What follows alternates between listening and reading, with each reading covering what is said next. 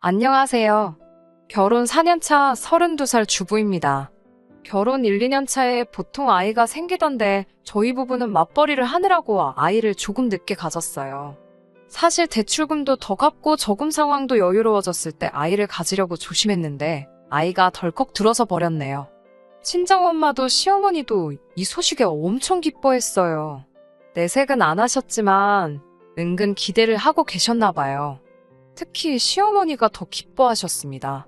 대를 이을 아들이 태어나니 제사를 이어갈 수 있겠다고요. 제사 이야기가 나와서 말인데 원래 시댁은 결혼 전에는 제사를 따로 지내지 않았어요. 시아버지가 남편이 어릴 적에 일찍 돌아가셨거든요. 그렇게 되면서 자연스럽게 제사가 없어졌다고 하네요. 설령 제사가 있는 집에 시집을 가더라도 저는 제삿날 며느리가 겪는 스트레스 같은 건 사실 걱정도 하지 않았어요. 저희 집도 제사를 지내거든요. 딸만 둘인 저희 집에서 제사는 온 가족이 일을 나누어 하는 행사였어요. 아버지랑 어머니가 아침 일찍부터 음식 준비하시고 저도 도와요. 먼저 결혼한 언니도 형부와 같이 와서 도와주고요. 조금 늦게 오기는 하지만 늦게 온 만큼 제사 준비부터 뒷정리까지 도맡아 하고요. 그만큼 제사는 제가 어릴 때부터 계속 겪어오던 일이었기 때문에 딱히 걱정이 된다거나 하지는 않았어요. 결혼 전에 남편이 우리 집은 제사도 없고 어쩌고 저쩌고 하면서 저보고 시집 잘 오는 거라고 자랑처럼 이야기를 한 적이 있어요. 제사 지내는 게 딱히 어려운 일도 아닌데 제사 없는 집에 시집 온다고 내가 운 좋은 여자라고 생색내면서 자랑까지 할 일인가 생각도 들었습니다. 그런데 남편 말과는 다르게 결혼하고 첫 해에 시어머니께서 이제 며느리도 들어왔으니 제사를 다시 시작해야겠다고 하셨어요. 명절날마다 뭐 조상님들께 크게 하는 게 아니고 돌아가신 시아버지 기일을 챙기고 싶다고 하시면서 제사를 부활시키셨어요. 혼자 사시는 시어머니 집이 작은 편이라서 저희 신혼집에서 제사를 모시겠다는 말을 하실 때는 신경이 쓰이긴 했지만 그래도 얼굴 한번 뵙지 못한 시아버지에게 제가 할 수 있는 며느리의 도리이다 생각하고 넘겼습니다. 말씀드린 대로 명절날에 따로 거하게 지내는 것도 아니고 시아버지 기일에 맞추어 한 번만 지내면 되는 거니 크게 어려울 것도 없었어요. 그리고 시아버지 제사를 모시게 되면서 남편도 저희 집 제사에 가서는 음식 준비며 뒷정리며 먼저 나서서 도와주고 해서 크게 불만은 없었습니다. 첫 해 제사는 정말 정신이 없었습니다. 남편 위로 시누이가 한 명 있는데 애가 둘이거든요. 형님은 애들 본다고 음식하는 거 도와주지도 않았어요. 그런데 애들이 집에서 뛰어다니고 시댁 식구들 온다고 청소해놓은 방이며 옷방으로 쓰고 있는 드레스룸까지 들락날락거리면서 아주 말 그대로 개판을 만들어 놓더라고요. 소리도 엄청 지르고 다니고 애 본다고 일도 안 하는 신우와 아주버님은 아주 TV 앞에 앉아서 아이들 그러고 있는 건 신경도 안 쓰고 놀고만 있더라고요.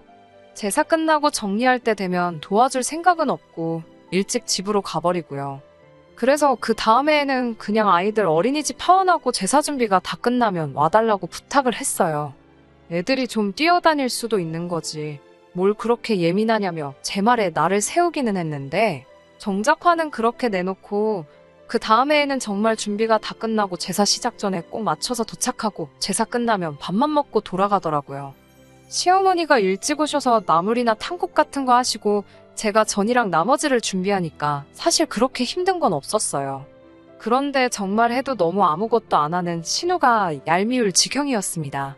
저는 한 번도 뵌 적 없는 자기 아버지의 제사를 지내는데 암만 시어머니와 제가 준비를 도맡아 전부 다 한다지만 와서 과일 하나라도 깎아줄까 물어보는 것도 힘든 건지 정말 아무짝에도 도움 하나 되지 않고 손도 까딱하지 않았어요. 그래도 꼭 참고 결혼하면서 4년간 시아버지 제사가 아니더라도 살아계셨다면 아마 내가 생신상을 준비해드렸겠지 생각해오며 불만 한번 가지지 않고 오히려 시어머니가 차리라고 한 것들보다 더 많은 음식들 준비해서 정성껏 모셨어요. 그런데 이 제사 때문에 시어머니와 신우가 저를 서운하게 하네요. 앞서 말씀드렸다시피 몇 달 뒤면 첫째 아이 출산 예정일입니다. 거기에 더불어 제 출산 예정일에서 한 달쯤 지나면 시아버지 제사가 있어요. 지난 구정에 시어머니 집에 모두 모여서 식사를 했습니다. 모처럼 자기 시댁에 가지 않은 신우도 아주버님과 함께 와 있었고요. 만사까지는 아니지만 아이를 가진 몸으로 저는 음식 준비를 했습니다. 신우는 역시 손 하나 까딱하지 않았고요. 신우도 이 집에서야 딸이지 자기 시댁에 가면 며느리가 겪는 고충 충분히 이해할 텐데 정말 아무것도 안 하는 모습에 열이 받기는 했지만 그래 엄마 집에 와서 마음이라도 편해야지 하면서 최대한 이해하려고 했습니다. 저도 친정에 돌아가면 남편 사위 노릇 시키며 푹 쉴 생각이에요. 음식 준비가 끝나고 저녁상을 차리는데도 신우는 방에 낮잠 자러 들어가 놓고 나오질 않고 있더라고요. 수저 꺼내주는 것만 도와줘도 좋으련만 낮잠을 얼마나 깊게 들었는지 제가 몸소 깨우러 가기까지 해야 했습니다. 잠투정을 부리며 끝끝내 나오지 않더군요. 저도 굳이 신우밥을 제가 먹여야 하는 의무가 있는 건 아니니 몇 번 깨우다 말고 그냥 말았습니다. 한참 식사를 하고 있으니 그제서야 배가 고팠는지 슬슬 기어 나오더라고요. 시어머니는 신우 먹으라고 떠놓은 국이 식었으니 토렴해서 새로 떠오라고 저한테 시키더라고요. 시댁에서 시집살이 하는 것 당연한 건 아니지만 어느 정도 감수는 하고 있었으니 아무렇지도 않았습니다.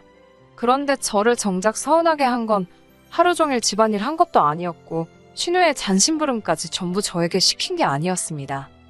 시어머니께서는 올해는 제사를 지내지 말자는 말을 꺼내시더라고요. 제사를 안 하는데 제가 왜 서운했어야 하는가 생각하시는 분들도 계실 거라고 생각합니다. 그건 제사를 지내지 말자는 말이 나오고 나서 이어진 말들 때문에 그랬습니다. 제사를 안 지내자고 하신 이유가 참 어이가 없었어요. 저의 출산 예정일을 물어보시고는 시어머니께서 그걸 이유로 올해는 일할 사람이 없으니 제사를 지내지 말자고 하시네요. 옆에서 남편이 그 말을 듣고 일할 사람이 왜 없어? 라고 물어봤어요. 가끔은 눈치 없는 게 도움이 될 때도 있더라고요. 아무튼 남편 말을 들은 신우가 네 마누라 곧 있으면 출산하잖아 라고 남편의 질문에 대답을 해주더군요. 그 상황에 또 눈치 없는 남편, 우리 땡땡이가 출산하는 게 무슨 상관이야? 엄마랑 누나가 준비하면 되는 거 아니야? 라고 물어보더라고요. 갑자기 평소에는 눈치라고는 하나도 없던 남편이 천재처럼 보이기 시작했어요.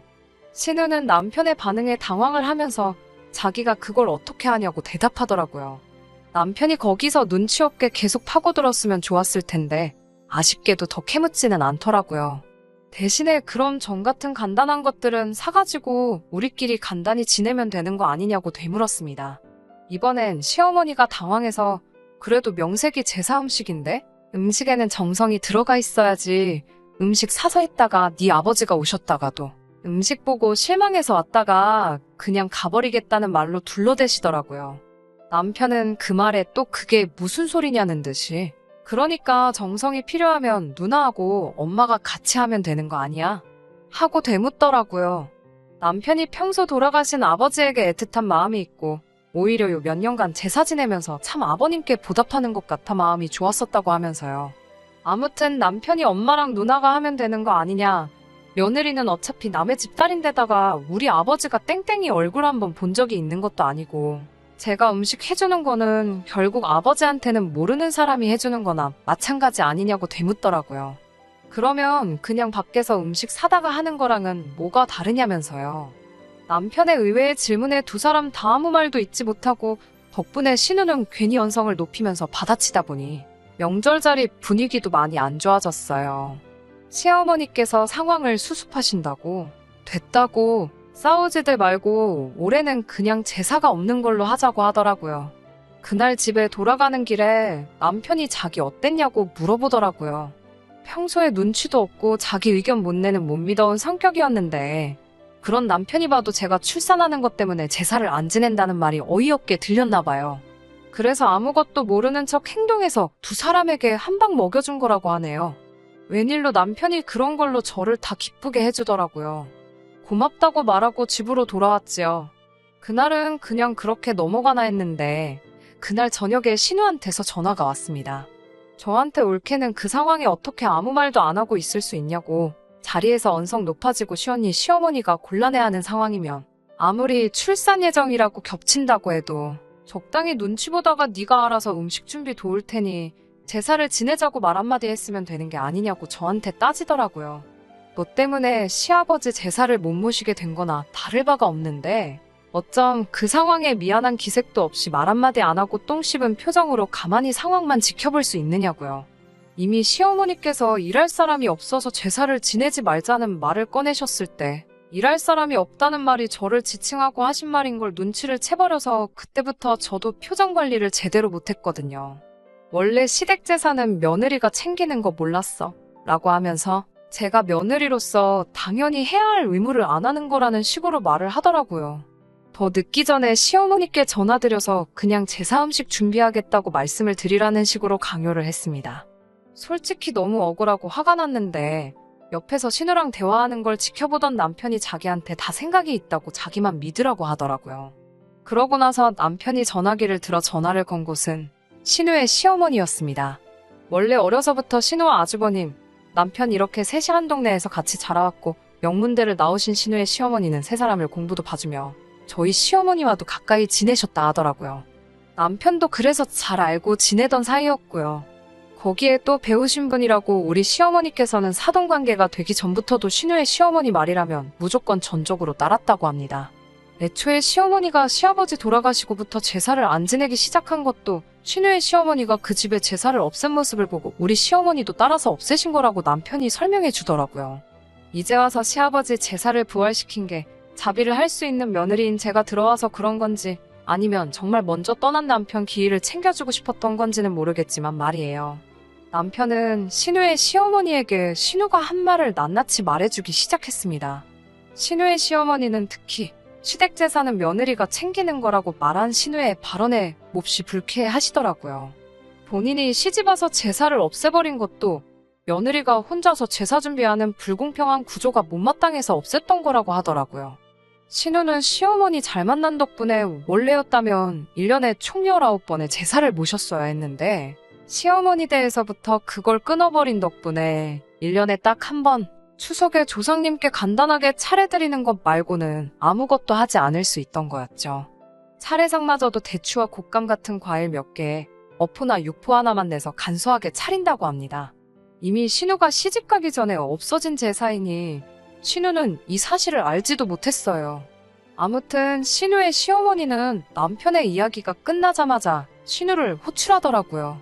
얼마 지나지 않아 신우가 도착을 하니 거실에 앉아있던 저를 보고 제가 여기 왜 있지? 하는 반응을 보였어요. 신우의 시어머니는 앞뒤 다 잘라먹고 대뜸 올해부터 우리 집도 제사를 부활시키기로 했다고 폭탄 선언을 하셨습니다. 거기에 마침 신우의 올케인 제가 우리 집에서 제사 음식 준비를 한다고 하니 저에게 제사 음식 준비하는 법이나 여러 가지를 배우라고 하시더라고요. 신우에게는 시어머니지만 어려서부터 선생님하고도 같은 존재셨으니 그분의 말에 신우는 꼼짝을 못하고 네 하면서 대답만 하고 있더라고요. 시댁 제사는 며느리가 챙기는 거 알고 있지? 잘 부탁한다. 라고 말씀하시고 본가에서는 원래 1년에 총 19번의 제사를 지냈다는 사실을 말해주셨어요. 19번이라는 말에 신우 얼굴이 새하얗게 질리다 못해 새파랗게 변하더라고요. 그 상황에서 이 사건의 중심에 저와 남편이 꾸민 일이라는 걸 눈치를 챘을 텐데도 어려워하는 시어머니 앞이니 뭐라고 말도 못하고 씩씩대고만 있을 수밖에 없는 거죠. 신우의 시어머니는 이어서 곧바로 우리 시어머니한테 전화를 거셨어요. 그리고 마치 누이 동생에게 잔소리하듯이 한마디 하시더라고요. 신우의 시어머니 말씀이 아직도 기억에 남네요. 조상 잘 만나서 조상 덕 좀 본 후손들은 제사는 대충 지내고 어디 다 놀러가고 없다고요. 내가 조상 덕 본 것도 없는데 음식 상에다 대고 절한다고 나아지는 것도 없고 괜히 뒷정리하면서 서운하기만 하지 않냐고. 제사가 나쁜 건 아니지만 허례허식 할 필요 없고 조상을 기리는 그 마음만 진실되면 되는 것 아니냐라고 하셨습니다. 시어머니와 신우는 꼼짝없이 아무 말도 못하고 있다가 그날의 일에 대해 저에게 사과를 해왔어요. 특히 신우가 말을 심하게 해서 미안하다고 말하는데 왠지 기분이 좋더라고요. 저도 시어머니께 출산이라고 겹치더라도 아버님 기일에 빠지지 않고 저도 도울 수 있을 만큼 도와드리겠다 약속도 했습니다. 그렇게 저희 집 제사소동은 의외의 인물의 개입으로 끝나버리고 말았어요. 남편이 솔직히 못 믿어왔고 결혼 전부터 보여준 엉성한 모습 때문에 혹시나 이런 식의 비슷한 일이 생길 때 저를 위해 목소리를 내준다거나 맞서 싸워줄 거라고는 솔직히 큰 기대도 하지 않았습니다. 그런데 이렇게 계획을 세우고 일사천리 일을 해결하는데 그런 모습이 참 여우 같더라고요. 아무것도 모르는 것 마냥 관심도 전혀 없다는 듯이 행동했지만 말에는 뼈가 있었고 행동에는 해결책이 있었어요. 남편을 정말 다시 봤습니다. 이번 일을 계기로 솔직히 제사를 더 이상 지내지 않는다거나 하는 건 기대도 하지 않습니다. 그리고 저도 며느리의 도리가 아닌 남편의 배우자로서 사랑하는 남편을 훌륭하게 키워주신 아버님께 올리는 생신상이라 생각하고 앞으로도 절대 귀찮아하지 않고 간소화하지 않고 진수성찬 정성껏 모실 계획입니다. 그게 절 위해 싸워 이겨준 남편에 대한 보답이기도 하겠네요. 못 믿어오면서 믿음직스러운 남편과 오래오래 행복할 수 있게 여러분들도 저희 많이 응원해주세요. 끝까지 들어주셔서 감사합니다. 끝까지 들어주셔서 감사합니다. 오늘의 사연은 여기까지입니다. 구독과 좋아요, 알람 설정 부탁드리고 더 좋은 사연으로 다시 찾아뵙겠습니다. 감사합니다.